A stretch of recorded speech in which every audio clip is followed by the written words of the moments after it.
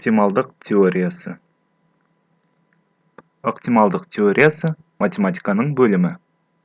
Ол кездейсоқ оқиғалардың заңдылықтарын зерттейді.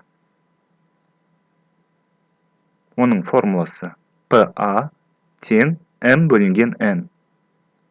Мұндағы P ықтималдық, A кездейсоқ бір оқиға, M қолайлы нәтиже, N барлық нәтиже.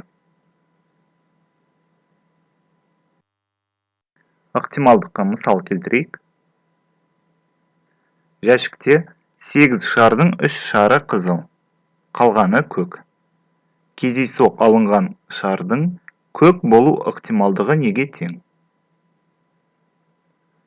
Сызба түрінде қарастырып жүрейік. Барлығы 8 шар бар. Оның 3 шары қызыл түсті. Қалғаны көк. 8 азайту 3, 5 көк шар бар.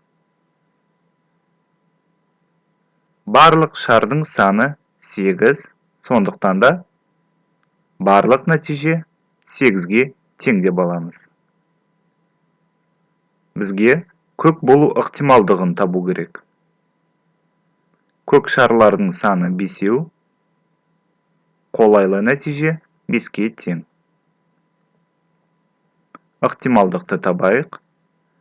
P тең болады M бөлінген N формуласы бойынша. M 5-ге тең, N 8-ге тең. Жауабы 8-ден 5.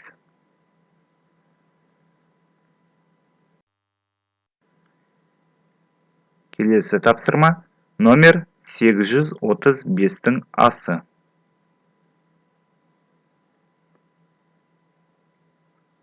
Жақтарында 1, 2, 3, 4, 5, 6 ұпайлары бар. Ойын текшесін лақтырғанда түскен ұпай саны 3-ке еселік болу ықтималдығы қандай?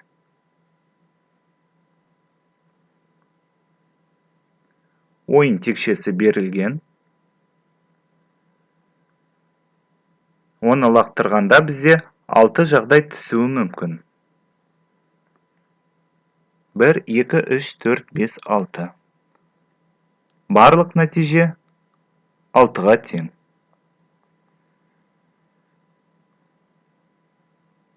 Үшке еселік болу ықтималдығын табу қажет. Қолайлы нәтижені іздейік. Үшке еселік сандар. 6 сан бар. Біріншісі 1. 1 үшке еселік бола алмайды. 2 үшке еселік бола алмайды. 3 үшке бөлінеді. Сондықтан ол еселік бола алады. 4 бола алмайды. 5 үшке бөлінбейді. 6 үшке бөлінеді. Сондықтан еселік бола алады. Қолайлы нәтиже 2-ге тең. Себебі 2 сан еселік бола алады. Формула бойынша ықтималдықты есептейік. 2 бөлу 6.